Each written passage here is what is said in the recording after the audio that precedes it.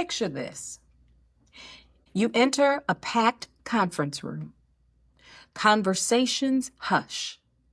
All eyes track your every move. You haven't even spoken, and already influence is yours. That magnetic energy, that's executive presence. And it's the unstoppable force behind every unforgettable brand.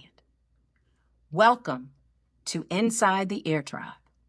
Today, we're going to continue our series on the mindset of a powerful female leader. Today's session isn't just another webinar. It's not another training. This is the launch pad for your next level career. If you're ready to leave old doubts behind and claim the spotlight you deserve, get ready, because this is your moment. As we dive in, let me ask you a question. How would you rate your current executive presence? When you think about how you show up, what is your executive presence? Are you on fire when you walk into a room? Are you confident? Or does your executive presence need a little work? And finally, is your executive presence non-existent, invisible? Let's start by talking about Carmen. Carmen is a brilliant strategist who always went the extra mile. But it felt like she was invisible at the big table. She was the go-to fixer until one day she watched someone else get promoted who delivered her ideas only louder and bolder. That stung. You know that sting, don't you? You've been there before. But here's the moment everything changed. Carmen stopped waiting to be invited. She stood up in a high-stakes meeting, locked eyes with the decision makers, and with steady conviction, delivered her vision as if the room was hers. The results? Applause, respect, and doors flying open. I want you to think of a moment where you felt overlooked. Now I want you to think about that same moment and how it would have felt if you had been seen, heard, and valued. Hold on to that, because today we're going to bridge that gap. Let me tell you a little bit about Jasmine. Jasmine was a tech director, and she was once silent in boardrooms. Now she is sought out for her insight by C-suite level executives. One change: owning her presence, dressing for the role before she had the title, speaking with unwavering certainty. LaToya is an entrepreneur. She built a magnetic brand using her unique voice. She ditched what wasn't her and started doubling down on showcasing her values and her wins on social media. Now, her inbox is overflowing with requests to partner with her, to do business with her. Over the course of my career, I've seen brilliant leaders, the leaders who literally hold the department together. Nothing gets done without them. But they never got promoted unless they changed one thing. They learned the power of executive presence. So what is executive presence?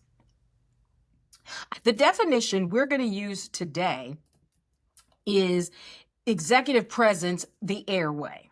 Executive presence is the unmistakable air you bring into every space. And we define air by your authenticity, your influence, and your radiance. So potent that people breathe it in and immediately trust your competence, clarity, and vision. It looks like this. Authenticity is you show up as your whole value-driven self, refusing to shrink or mask your brilliance. Influence. Your words land with purpose and precision, moving conversations and people towards meaningful action. And radiance, your energy, your poise, and calculated calm creates gravitational pull that elevates the room and signals leader before you even utter a word. So now that you've got the definition, in every meeting, on every phone call, and every interaction, that's the vision that you should have before you. A lot of people think executive presence is just about your clothes and, the power suit and looking the part. And that is a small part of it. But I want to give you 3 strategies to help you build executive presence the airway. The first strategy is to dress, move, and speak like you mean it. Your clothing speaks before you open your mouth. Align your wardrobe with the room you want to conquer. This isn't about designer clothes. It's about you not allowing your clothes to be the focus. You want to always be the focus. Most leaders have 50 of that same thing in the closet. I have right now today probably 50 black t-shirts, right? Because I can throw them on with a blazer and it doesn't distract from what I'm trying to say. A lot of leaders come in with flashy things or, they think that they stand out. And yes, you do. But sometimes your clothes, your jewelry, your accessories, even your lipstick can take the focus off of your message, off of your vision, off of you. And all people can see is what you're wearing. This is even more important in a virtual setting. I can't tell you how many Zoom calls I've been on with leaders not looking like leaders. I recently heard a leader share a story of why she had to terminate a new employee. She'd hired this really great person to join her marketing team. The first team meeting they had right after she joined the team, the new employee was wearing a hoodie, and she had the hood on a Zoom call. The leader says following the call, she pulled her aside and talked to her and kind of explained the dress code was business casual. The employee's answer, got it. The next meeting, different hoodie. This time, the hoodie wasn't on, but it was still a hoodie. The leader has another conversation with her. This time, the leader asked if she recalled the previous conversation. Did she remember the onboarding packet that included the dress code and the culture? And she said yes. So she reminded her of the previous conversation. And this time she said, hey, the hoodie is just not considered business casual attire. Her response, got it. 2 weeks later, another hoodie. A cute one this time, but a hoodie nonetheless. She was fired that day. See, this isn't about a hoodie and whether you think it's professional or not, just like it's not about the power suit that you wear. It's about your respect for the business that is being conducted today. It's about your representation of yourself and the company. Clothes don't make the man. They don't make the woman, but they do make the culture. What you wear, even on a Zoom call, shows that you honor the culture and you honor yourself. The moral of the story, dress the story you want told about you. Dress the part. Dress like you already own the title. When you dress, move, and speak like you mean it, you automatically gain influence and leadership because leadership is influence, nothing more, nothing less. Let's keep the party going. The next part of the strategy is about boundaries. And boundaries are power. One of my favorite books that sits on my shelf all year long is Robert Greene's The 48 Laws of Power. Some people view the 48 Laws of Power as really dark and quite manipulative. And honestly, I understand why. If someone with bad intentions picks up this book, they could absolutely twist it and twist the principles to serve their own selfish agenda. But here's the thing. The book wasn't written for that kind of person. It was written for people who have a tendency to shrink, to hold back, or to dim their light when they're faced with criticism or negativity. This book is a manual for self-empowerment. It's about learning how to stand tall, how to command respect, and how to maintain composure even when others try to pull you down. It's not about manipulating others. It's about reclaiming your own voice and presence in a world that often tries to silence it. Let's take a quick look at an overview of 4 of the 48 laws of power. When it comes to executive presence, I believe that these 4 laws fit perfectly into executive presence and the mindset of a powerful female leader. The first law I want to talk about is the first law. The first law of the 48 laws of power is never outshine the master. This law is critical in building executive presence. It's about understanding the dynamics of power and influence. Don't overshadow those in positions of authority. Instead, align yourself with their goals while subtly demonstrating your value. How does this tie into executive presence? It's about knowing when to shine and when to support, and knowing that your support often turns into shine. People with true executive presence master this balance, ensuring they impress without alienating, particularly higher ups. You'll never be a great leader if you don't learn this law. Your job is not to make your boss look bad. Your job is not to look better than your boss. Your job is to show that you are a leader. In every meeting with your boss and with other executives, your job is to show what a great leader you are. And the way to do that is to give proper praise to your boss. I teach clients something that I actually learned in church. If you ever go to a Black church and they have a guest speaker for the day, one of the things you hear is the speaker giving honor to his or her pastor, even if that person is not in the room. Starting today, every time you present, you're given a stage, a microphone, a platform. Starting today, say something positive about your boss, even if they're not in the room.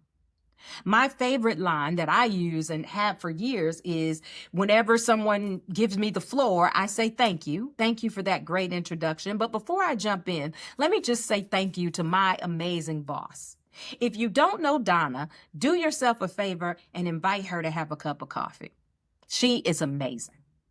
Don't outshine your boss. Don't outshine any boss. That's not what you're there for. There's room for everybody. You don't have to take one person down so you can step up. Never outshine the master. The next law, which is actually law number 2. Never put too much trust in friends, but learn to use your enemies. This emphasizes strategic relationships. Having executive presence means you're not just likable, but you're also respected. And often, respect comes from mastering the art of managing conflict and differences. Surround yourself with people who challenge you, who make you stronger, who help you grow. Great leaders know that if you want to grow your leadership, it often requires letting go of people. Every time you move up a level, you lose some people. Doesn't mean that you got an attitude or you got, as my granny would say, hoity-toity. It just means that there's a different altitude here. And you're going to gain some people and you're going to lose some people. A mistake I see leaders and future leaders make is they get too comfortable with that friend group or even a boss. I've seen leaders turn down opportunities because they want to stay with their boss. The only time you should want to stay with your boss is if your boss is the CEO. Any other time, your job is to grow in the best way possible. Let's be honest, we've all got some haters. Your job isn't to prove your haters wrong. Your job is not to embarrass them.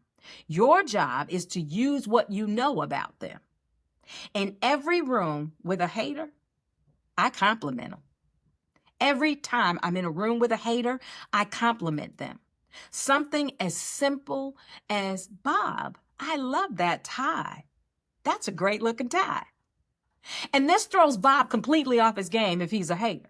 Now, after the meeting, Bob also has a really hard time talking about me to anybody because everybody heard me tell him how great his tie looked. So it's hard to say anything about me and my reputation because I just gave him a compliment.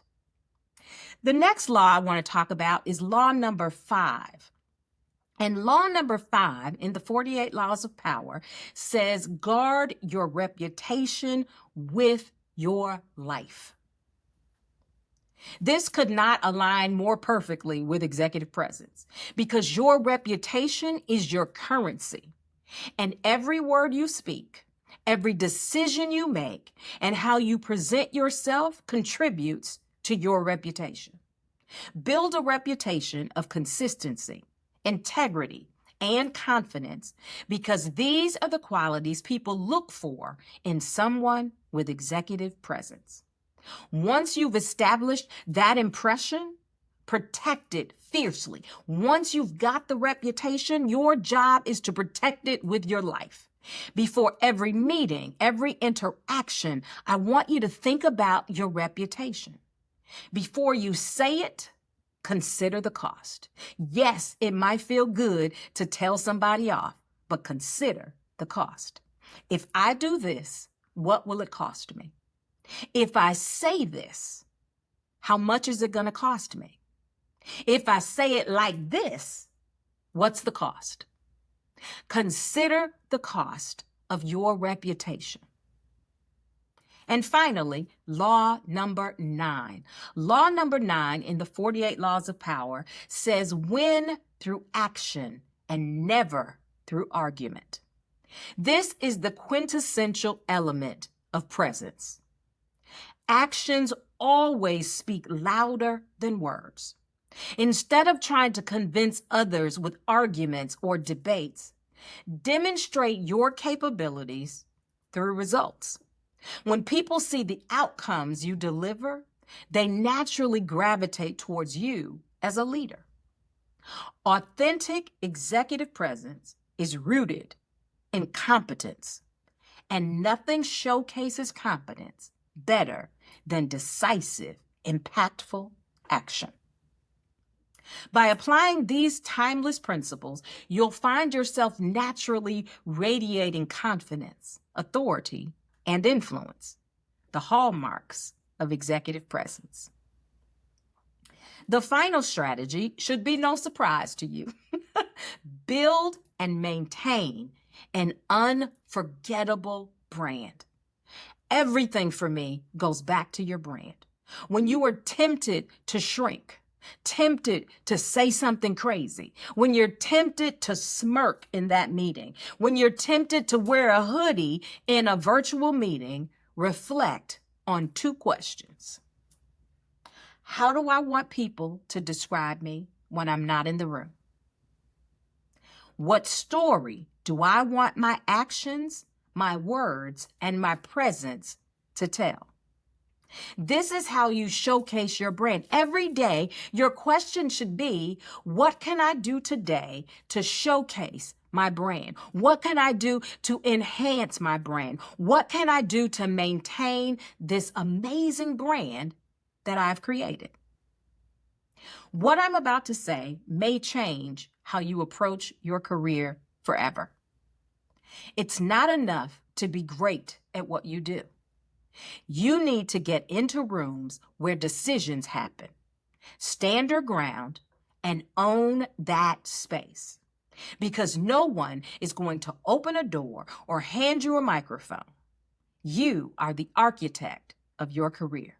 Your executive presence is the blueprint, and your personal brand is the foundation that will carry you to places you've only dreamed of. But it will only happen if you take charge. Today is the day that you decide that you're no longer playing small. Today's the day that you stand taller, speak louder, and own every room you walk into.